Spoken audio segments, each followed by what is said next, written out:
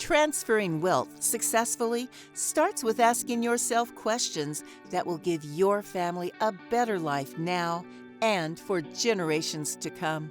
In this podcast, financial experts John and Michael Parise from Copper Beech Financial Group guide you through eye-opening questions to help you discover the truth about your wealth.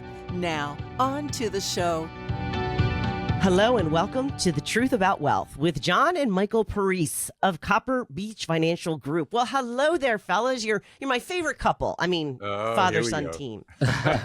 Couple in some definitions. Yes. Hello, Hi, Wendy. Good to see you again. Good to see you too. So we have some guests. Would you like to take over the introductions? Sure. We have Marlene Olshan and Ann Figueredo from Momentem Consulting Group. Hi, ladies. Thank you for being here.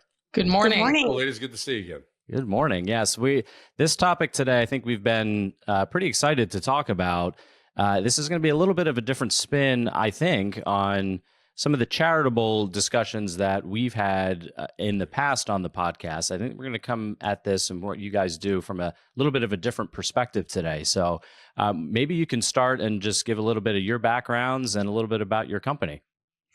Yes, thank you again for having us this morning. So Momentum Consulting Group. So we started back in February of 2021. So this month is our 4-year anniversary. Ann and I worked together before in the past, and it was during the pandemic that we decided that we were both making transitions from our careers, and we thought we would get the band back together. So I'll give you a little background on Momentum and then a little bit about my background. I'll turn it over to Ann and then we can jump in. I think it's important for you to hear context of where we've been and why we're doing what we're doing today. So Momentum's real mission is to help folks figure out how they want to have purpose and impact in the world.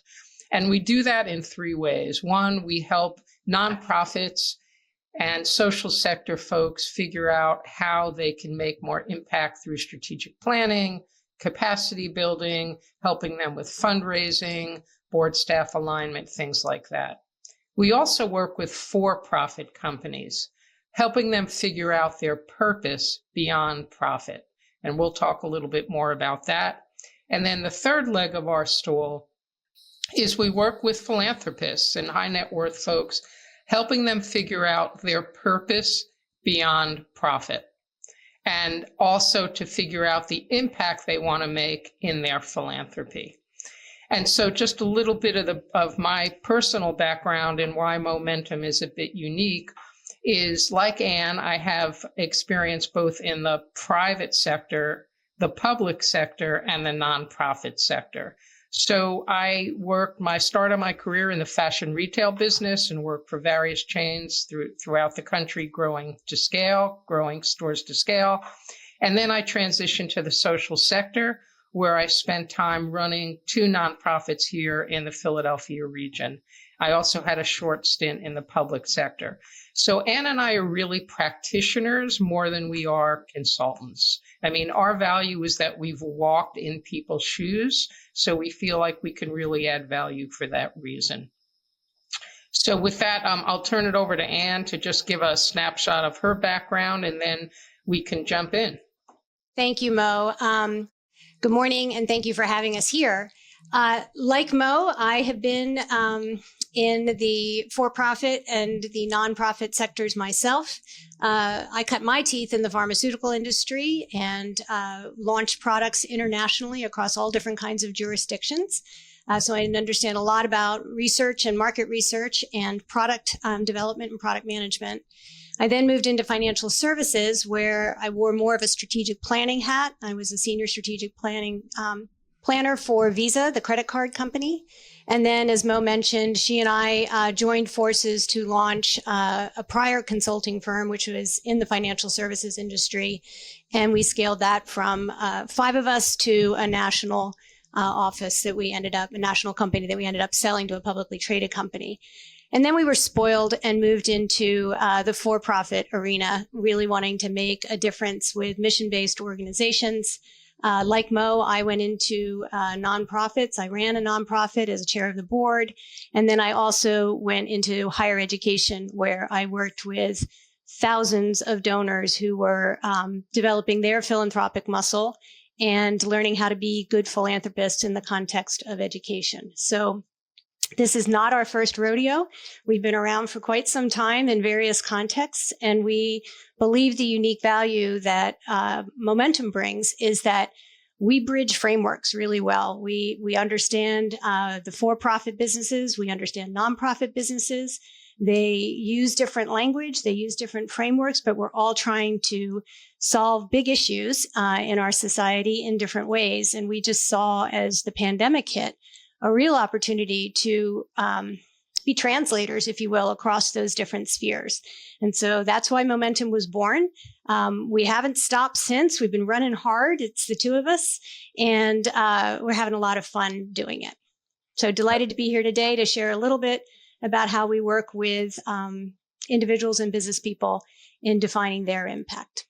That's awesome. Thank you for that. Yeah, this is such a unique perspective, I think, that you both bring to this space. So next, can you talk a little bit about how you work with families with their philanthropy? Where do you guys start? Is it right from the beginning of that conversation, or is it a little bit as they've already maybe made that decision to have philanthropy as a focus for their family? Talk a little bit about your process. Sure. I'll take the lead on this. We actually work with individuals and we work with families. We do both. And sometimes we're brought in at the very beginning, and sometimes we're midstream, and sometimes we're brought in when things aren't working out the way that they thought they were going to. And we're a little bit of a remediation, if you will. But working with businesses and families follows the same principles, but it's different in that when you're working with families, you're managing other complexities. You're managing intergenerational dynamics, which we are used to facilitating. You're helping to broker hierarchies between sort of the wealth creator and then the wealth beneficiaries who may come at things slightly differently, but all with the same intent of wanting to make a durable difference. And how do you go about structuring a process and a methodology and a shared understanding to be able to be sure that your values are what are being conveyed to your family, but also to the world, and to do that in a way that you can pass a baton and have them carried forward. We help individuals and families, and we really work alongside other trusted advisors. So these families have business advisors, these families have estate attorneys, they have financial advisors, many of the services that you provide. We work cooperatively and alongside to add a different kind of value to that chain. And our value is really about helping the donors understand the direction of their philanthropy and the impact of their philanthropy and how they're going to go about measuring that. And it all starts, and we'll spend time unpacking this, but it starts with a purpose framework and helping the family define why they're here on earth. What difference are they trying to make here? And how do they go about doing that? So there's a purpose statement. There's a vision statement about how far they want to go at what time period. There's a mission statement about how they're going to get there, who they're going to serve, where they're going to serve. And then there's values. So we're going to talk more about each of those things in more detail, but that's the basic starting point for all the work that we do with the family. It's not unlike what you do with a business. You have a strategic plan. It usually starts with those elements. Think about this as the strategic plan for your life, philanthropy, and the legacy that you're going to leave to the world. And we see along the way when we have these conversations with our families, and you're probably going to smile when I talk about this. I'm already smiling. the generational conversation on G1 to G2 to G3 on their philanthropic vision, it's kind of different, isn't it? And that's really where we see it challenging, and that's why we work with folks like you. We don't have the skill set to develop the ongoing conversation and keep the peace, but we see that's where some of the stress points are. I'm assuming you agree with that, correct? I do agree with that. And there's reasons for that, because each generation has grown up in a very different context. And so just like siblings have differences based on birth order, because they've come into a remarkably different context, so too, the different generations have entered into a different relationship with money. And the psychographics of money are real. They can be measured. Lots of studies have been done, but they influence how you approach all of your financial decisions, and in particular, how you approach philanthropy. So there is a lot of skill in facilitating these sometimes delicate conversations, but in the end, what becomes challenging on the front side becomes joyful on the backside, because you really have the opportunity to convey what it is you're trying to say with your philanthropy. What are the values that you're trying to communicate? And I'm not the first to coin this phrase, but I've always loved it, which is, values are caught, not taught. And philanthropy is a great opportunity to speak your values and to help your family and heirs understand what motivated them, and then how to carry them forward in a way that they can interpret it for the context that will evolve, that they will be facing later. But they'll understand the root of what it is that you were trying to do and what you were trying to say. Yeah, how we open that gate up with our families is we ask them one very simple question. How would you like to be remembered? Mm-hmm. Boy, we have conversations for hours just on that one question. It's a big question. And it is, but no one's really ever asked that before. And we find that kind of different, but we ask that question routinely, and the dialogue goes in so many different directions. It's really fascinating to see how it develops, and you kind of open their eyes up on how they might want to be remembered with different concepts and different ideas, whether it's a foundation or whether it's another philanthropic endeavor. Very similar to what we do. We use a different word, but it's equally complex. It's like, why are you here? What would the world miss if you didn't land on it? What are you trying to accomplish here? And it's such a big question. It seems so simple, but it's such a big question that it takes you down all different kinds of paths. And that's the beginning of the very structured facilitation that we do to build a purpose framework. Yeah, I love this conversation in terms of having that structure, because from our experience, I think with dealing with families and wanting to have a more charitable intent or philanthropy as a core focus for them as a family, I think one of the struggles is really not knowing really where to start or how to best do that, because it is really a foreign world for them oftentimes, where they've maybe had a successful business and they've sold that, and now they say, okay, we want to build this framework around our philanthropy. That I think is so important. It's great what you guys are building. But one question I also had too is, from your experience, what do you think makes, I guess, the most successful philanthropists or families? Like, what are the families doing to make that, like, from your experience, the best type of philanthropy that they could make? I'm going to keep talking just because I can never stop talking about philanthropy, but I am going to let Mo get a word in edgewise in just a minute. The first thing I'd say about philanthropy and good philanthropists is we can all be good philanthropists. This is something that you can learn. It's a skill, and you really get better at it over time and with experience. So if it's your first time making a gift, don't worry. It won't be your last, and you get better and better as you go along.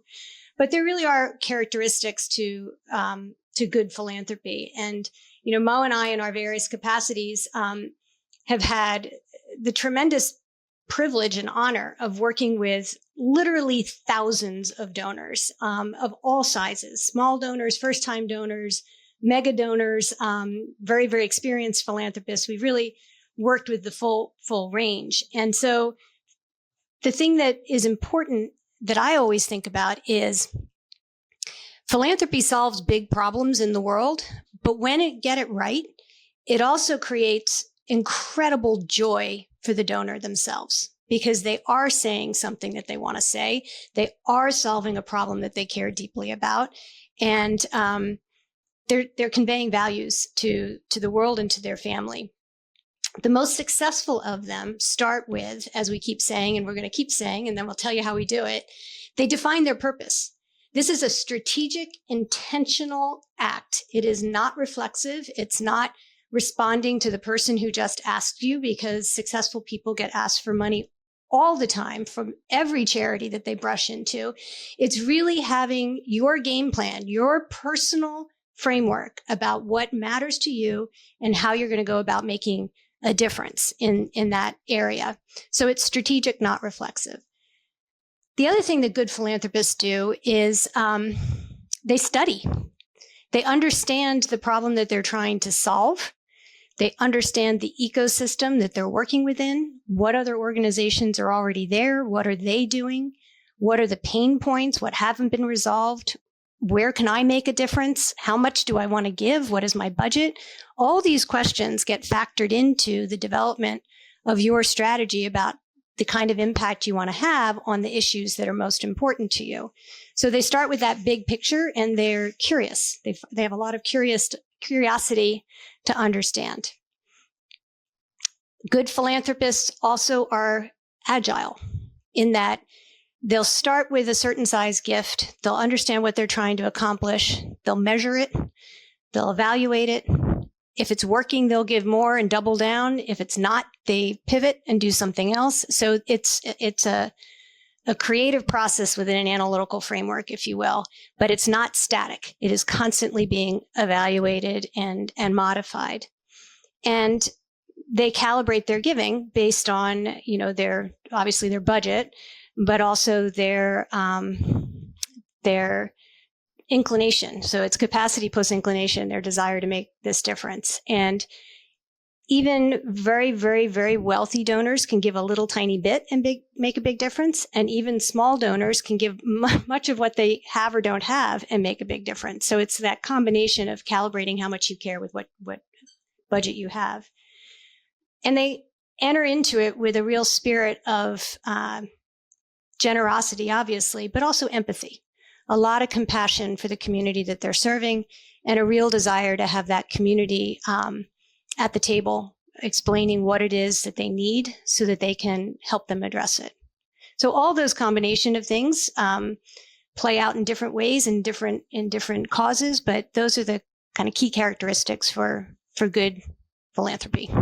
And the other thing that I would add, there's just one other thing that I would add there is once those decisions and the research is made, it's also trusting in whatever leader or nonprofit or organization they're donating to use the money appropriately and be big stewards. Good philanthropists are folks who, again, after all the process that Ann talked about, and that we'll talk more about with the purpose framework, is once that decision is made, is trusting the organization that they're donating to steward and use the funds as they see fit. There's nothing more frustrating to a nonprofit to, have all these stipulations on the money that may not quite fit what the organization really needs. And so the other piece is just once you make that decision, trust that it's going to be in the good hands of whatever nonprofit you're donating to.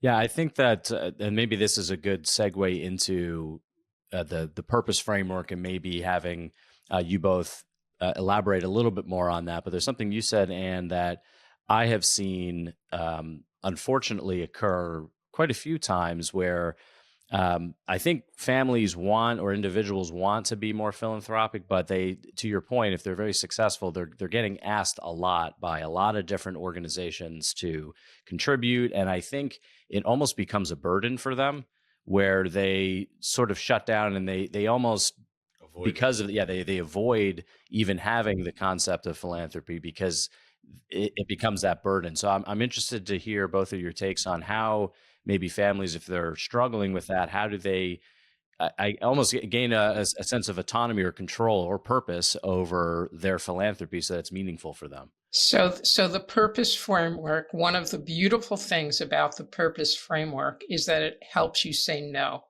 So it addresses exactly what you're bringing up, Michael, which is understood. And especially if it's a public event where there's a, liquidity event, it's in the press, it's, the numbers are out there, people understand how much someone may have just, gotten through sale of their business. All of a sudden, everybody has their hand out, which is understandable. That being said, one of the beauties of the purpose framework is not only does it help you clarify the impact you want to make, but it also helps you say no appropriately, fairly, and with kindness. So let's talk you through a little bit more about that. So when people hear about the purpose framework, it may sound like kumbaya, sitting by the fireplace, let's hold hands. This is truly a business imperative and a philanthropic imperative. And so the purpose framework, as we've said, is why? It's helping people answer that question. Why are you giving? Why? So the main piece, and that's missing from even a lot of business strategic plans, you'll hear people talk about vision, mission, values. You don't often hear purpose, and that's one of the value adds that Ann and I bring, is that we talk about a purpose framework and not just mission and vision. So the purpose, again, is why. And we help people get to a why, and we'll talk a little bit about our methodology. But the first one is why. Why are you doing this? Why? And then the vision, of course, is that big, hairy, audacious goal. What impact do you want to make? What sector do you want to be in? And again, your why is helping answer that. And then the mission is more, how are you going to do that? A little bit more of the tactical piece. And then the values is how you live every day and how you want your philanthropy to be represented. So the purpose framework is really the cornerstone of understanding the philanthropic impact you want to make. And we'll talk you through a little bit about our methodology, because it could seem like, well, exactly as you said, Michael, like, how do you do that? So we gather together key stakeholders. Usually it's 3 to 5, depending, on the family. And the bottom line here is that these should be the influential members, and it's up to, the wealth person to decide who that is, whether it's their kids, their wife, their husband, whatever. We get a small group together and we walk them through a process. And we have a series of meetings. Typically now we're doing it over Zoom, but we could do it in person. And we help them determine through what we add value, which is really process around how you can get to what your purpose, your vision, your mission, and your values are. And once you have that statement, it helps you make all the other decisions. And getting back to your original point about the potential paralysis, is it helps people say no. If you have, one that we have done all the work, we are very interested in youth development, we are very interested in, education. And if someone comes from the arts, it's easier to say, we've really thought this through, but the arts just are not where we're putting our money now. Here's our, purpose framework. And right now, arts is not in that equation. So that's one of the values that you get from going through this exercise. And it doesn't take that long. We can meet with families over a course of 3 to 4 meetings, roughly 60 minutes per meeting. And then we help them determine and write up their purpose framework. So it starts a lot with what you have said, which is when you start with families, which is like, what do you want? How do you want to be remembered? If I kind of broke you apart, you're psychiatrists, family coaches, exactly, and you're exactly, you're like the team leader. I mean, that's what I think our families are stressed with. They don't know how to start. To Michael's point earlier, they don't know where to begin. They don't know how to get the right people in place, and they're often left trying to figure that out. And they're so darn busy with their business world, they don't get to it. So I think that it's a great process you guys have. What we don't do is tell them what their philanthropy should be, right? I mean, that's your philanthropy is as personal as your fingerprint. And so we offer a very tailored approach. As Mo said, we're managing their thought process. We're keeping it structured and orderly and fair. We're making sure that all the voices enter into the room. We're facilitating it in a very ecumenical way. But we're not telling them what to do. We're helping them come to their answers. So it requires patience on our part because sometimes it seems, there's some obvious answers, but they're not ours. They need to come from the family themselves. And we can guide them because we do a lot of this work, and we've seen what works, we've seen what hasn't worked. We will help them ask the right questions of themselves. We will help them kick the tires in a way that they can do the due diligence that you would do in business if you were acquiring a company or spending money on some other organization. You would definitely kick the tires. And so there's ways to do that in philanthropy as well, and we can guide them on what to look for and how to put your head under the hood in a way that you can really inform your decision. But as Mo said before, once you do that due diligence, then you trust and you have confidence because you have done good due diligence. So our approach is tailored. It's not prescriptive, but we very much facilitate their decision-making process so that they can make a decision they feel really good about and confident about. The piece that we add is just even bringing philanthropy to the forefront. And that once a lot of high net worth families, and there's a liquidity event, you have the tax breaks, you put money in a DAF, whatever, and then it may just sit there. Part of what we want is to bring that conversation to the forefront, and it's really part of the estate piece of it, and that there is that legacy as well. And so often, we'll talk about it, but this could be the moment where we do, which is, as you folks know, there's over $200 billion in DAFs right now, just sitting on the sidelines that could be solving all these intractable problems that we have in the world and in the country. And people need to be talking about it because, you've got your tax break, it's just sitting there, and now what? So part of it is we want to inspire people to be thinking about philanthropy, and not just, again, from an estate planning and a tax point of view, which of course is exceedingly important, but it's just as important to have an impact in the world with that money. Yeah, I know that there's either lawmakers or there's a big push to maybe change that within donor advised funds, from what I've heard, in terms of, because to your point that a lot of money is just sitting there and it isn't getting to the causes that really need it. So we'll see what happens there. It's a huge point, John, because what would a family do if all of a sudden legislatively they were told they had 10 years to empty out their DAF fund? There's not a tax motivation. You've already gotten your tax break, but there is a motivation to direct your funding flows in a way that is meaningful to you. So we're trying to get ahead of that curve by having people really think through for themselves and their families, so that it's something that gets perpetuated long after the wealth creator is not walking this earth, is to make sure that the kind of impact you have has legs to it. You can't do that without having conversations, and we are here to help those conversations. Yeah, and that's why we again, we're not trying to be biased in any way, but we try to lean towards foundation strategy for families. And that's a generational discussion, back to what we talked about earlier. And I had a case years ago where I worked with a gentleman out of Chicago, and he set up a foundation, but he set it up for a different reason than he first thought of.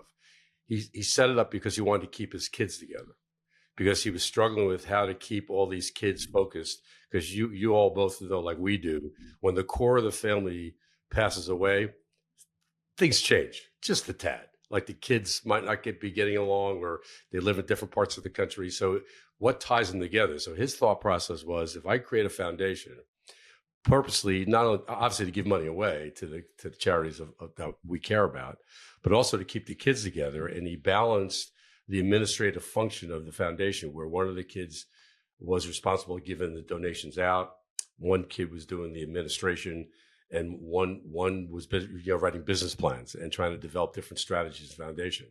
And what's interesting, you all know that the foundation can also expense out 0.5% to have meetings for the family. So they would go to an island and they have these annual meetings, which was the most successful thing he ever did, because he brought his kids together.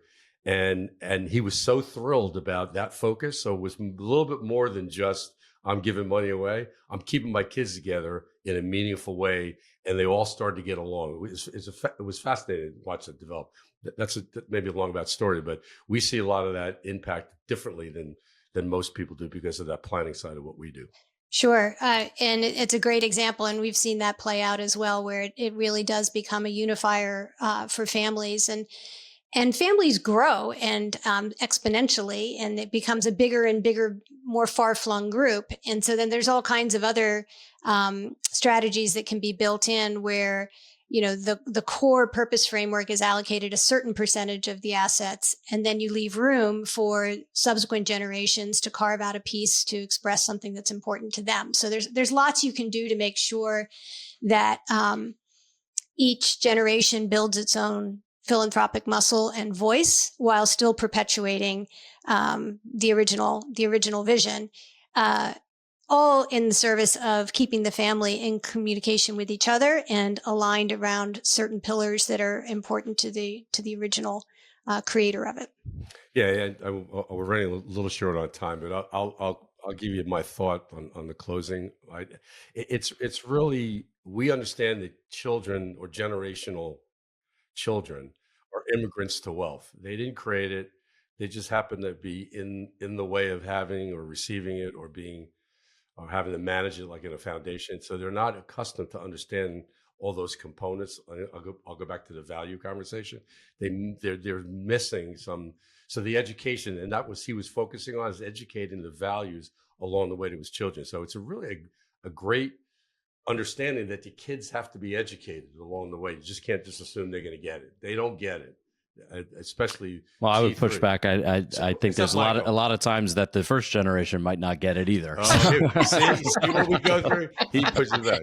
There are always generational differences. We do the same thing. So it is common. But I respected, his name was Hank. I respected Hank a great deal because he thought through the impact he was making, not only to the charitable or philanthropic side of his focus, but also trying to keep his kids together and be responsible for that management of that beyond him. So it was great. Michael, any final thoughts? No, I mean, listen, this has been awesome. I think maybe as a final comment from you both, how, if somebody's listening, they want to work with you, how do they either get in touch with you? What's your process look like to get started? Maybe give a little bit of that feedback to our listeners. It's very simple. We are momentemgroup.com. Momentum intentionally misspelled with an E, momentem group.com. They can reach out to us. The way that we work is this is a fixed fee arrangement. It's a modest fixed fee arrangement. It typically covers the 3 to 4 sessions to get the purpose framework going. And what comes out of that is a written purpose framework and a very strong shared group understanding with everyone who's participated in the development of it about what the vision, the purpose, the mission, and the values are, and what the meaning is behind each of the words that were selected. So we don't like language to get in the way initially, but at the end, language matters because it is how you're facing out and forward. So that is the deliverable, is the purpose framework. Beyond that, we've had individuals hire us to come back, again, for a modest fixed fee, to do annual check-ins and check-ups, just to see how things are going, to look at, is what we set out to do actually happening? How do we know that it's happening? What are the metrics that we're using to evaluate that impact? Should we be increasing our investment in that? Should we be pulling back on our investment? Is there another lever on this cause that we should be pulling instead? Those kinds of follow-up sessions we can do.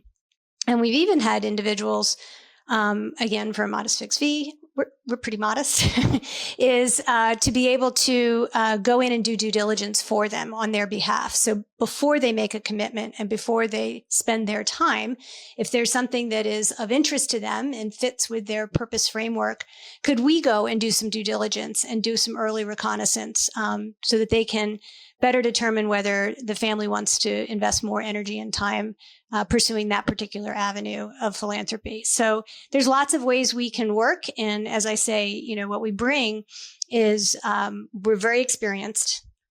We've walked this earth many miles in this sphere. We're objective, which is super helpful in philanthropy because you give where you care a lot. And sometimes when you care a lot, you can lose your objectivity. But But we have run organizations like this. We know the questions to ask. We can help do the due diligence. So we're objective. And then, as we said earlier, it's totally customized and tailored. So I can't give you a pat answer as to what does it look like and because it's going to be tailored to the individual.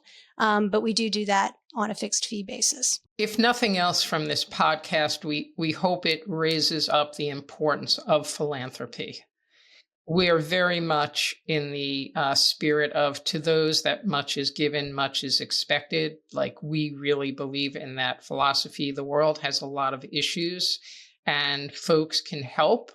And we just want, if nothing else, for philanthropy to be part of the conversation in some way, and not just in a tax break way or, estate planning way, but in a way that, how, again, do you want to make impact? How can you inspire others to do the same through your philanthropy? And so we want that to be part of the conversation in a different way. That's great. No, I agree 100%. And listen, I really appreciate both of you, your time. Thank you for being on the podcast. I think this was a great episode and topic, and hopefully we'll have you on again soon. Thank you, ladies. Thank you so much. It was a pleasure. All right. Thank you, everyone. Thank you for being here, and thank you for listening today. Please like, follow, and share this podcast with your friends. Until next time, I'm Wendy McConnell. Thank you for listening to the Truth About Wealth podcast. Click the subscribe button below to be notified when new episodes become available. This material is for informational purposes only. Neither Osaic Wealth, Inc. nor its representatives provide tax, legal, or accounting advice. Please consult your own tax, legal, or accounting professional before making any decisions. Copper Beech is not affiliated with Osaic Wealth Incorporated. Securities and investment advisory services offered through Osaic Wealth Incorporated, member FINRA SIPC. Additional advisory services offered through Copper Beech Financial Group. Osaic Wealth is separately owned, and other entities and/or marketing names, products, or services referenced here are independent of Osaic Wealth.